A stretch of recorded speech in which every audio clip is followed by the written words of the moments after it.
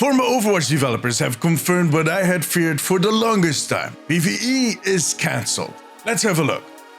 Yesterday, gaming news website Kotaku posted an article with the title Overwatch 2 devs fear story missions have been cancelled. I personally think that title is a little conservative, that they are underselling the situation. It actually reveals a way bigger problem for Overwatch and Team 4, but more about that in a minute. First, let's take a step back. Let me give you a quick rundown for those that missed the whole situation because you were stuck at the DMV.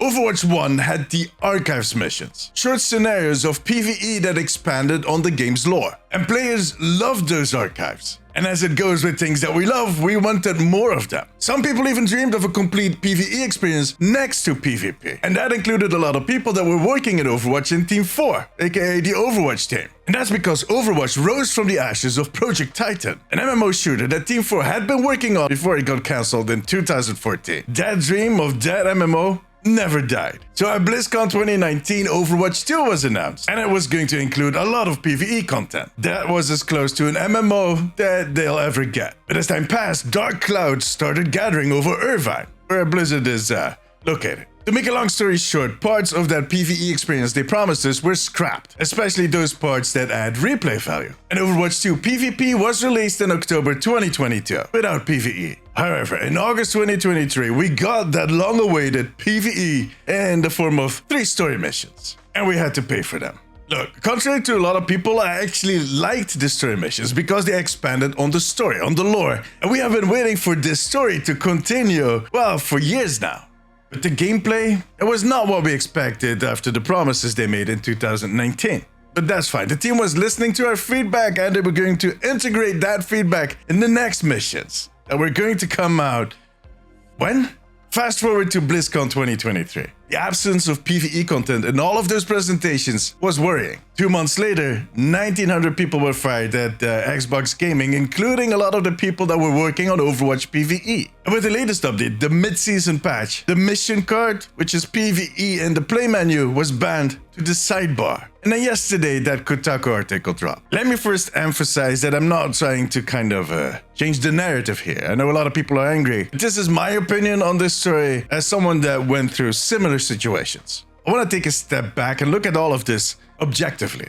Now, the first piece of interesting information was that they were planning on releasing PvE content every 18 months. What? Look, for me, that already is a huge red flag. That is like your girlfriend telling you that she's putting on her nice lingerie to go to work because it makes her feel good. The only one it's making feel good is Steve from accounting, okay? And I'm not faulting the people that worked on those missions. They wanted to get them out sooner too. Some of them were ready. The thing is, according to that Kotaku article, there were some problems with the pipeline. And the upper management kept fencing with this concept called Blizzard quality. Things not being to that threshold that Blizzard stands for. The people that testify in the article kind of describe it as an excuse to delay stuff. And look, I never worked at Blizzard. I've been playing Blizzard games for decades now. The reason that I keep coming back to Blizzard games is because they always managed to raise the quality on any genre. They just had different standards, aka Blizzard quality. So for me, that does exist. Now, I do understand that at some point it becomes this excuse for management to basically delay the inevitable. On the other hand, while I did enjoy the story element of those story missions, I do feel that they fell short of that Blizzard quality that I'm used to. Now I'm wondering, is this the old Blizzard clashing with the new reality? After they purged a lot of their experienced people with layoffs, scandals, lawsuits, and corporate bullying, is Blizzard left with a new culture that has a different vision on how these games need to be? Maybe. In any case, the development of the PvE in Overwatch 2 seems to have stalled. And any attempt of the team to get the ball rolling again was met with all kinds of corporate diversion. And that is exactly why those former team members fear for the future of PvE. But as I said at the start, if you stack all that evidence, that fearing is an understatement. They know that PvE is dead. Period. All we need at this point is a confirmation from Blizzard themselves, and I don't think we're going to get that. Now, I look forward to all your comments saying, wow, what was the use of Overwatch 2 then? But seriously, how did we get here? What is going on that even the people that work on the game or used to work on the game do not know what's up? That sounds like a fundamental issue within Team 4. Now what follows is my interpretation. I could be completely wrong. But as I said earlier, Overwatch rose from the ashes of Project Titan. I think that the ghost of that old project is still living within the team, within the leadership of Overwatch still. It might have masked as that promise they made us, the community, back in 2019. But it all comes down to that same old dream. They want to tell this story. And it is a story that is more relevant now than it ever was. It could bring joy to millions of people. But just like with Project Titan, they failed to materialize that dream. Again.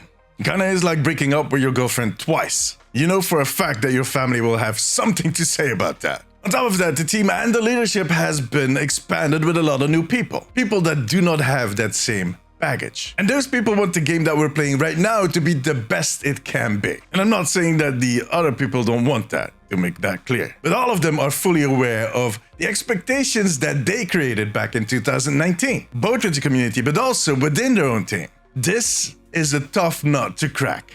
Again. Because, yeah, that same thing happened with Project Titan. Jeff Kaplan, the former game director for Overwatch, once told the story that Blizzard kept throwing new managers at Project Titan in hopes of saving the project. All the while, the people that were working on the project, including Jeff, knew that it was not going to happen, that it was not feasible. So they were wasting talented people, money, and yeah, in the end, they still had to scrap it. It all sounds so familiar. And that makes the way that all of this is unfolding, the layoffs, the moving of the card, the article, it makes it all even worse. This is not a good look. And I don't understand why we are still doing this. Why do managers still feel like they need to hide their agenda internally and externally? Why is it so hard to answer those difficult questions? Why do people fear to say no? If you guys think PVE is not possible because of pipeline issues, resource issues, or you simply can't deliver on that quality that you expect from yourself and we expect from you, well, just tell us. It's going to be hard. There's going to be a lashback, both in your team and in the community. But that's coming anyways. And if you can't come to that decision because of struggles within your management team, well, you have a bigger problem.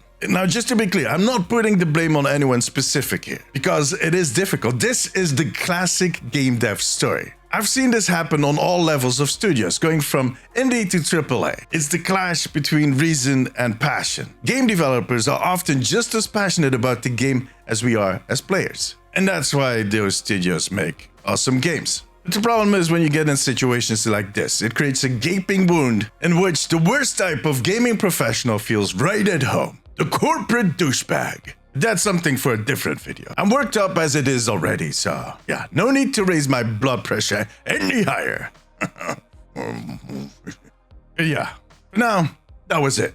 A huge thank you to my patrons. You guys make these videos possible. There's nothing but eternal gratitude. Check out this video on the developer update that Aaron Keller did this week. Alright, take care of yourself, take care of each other. Bye-bye.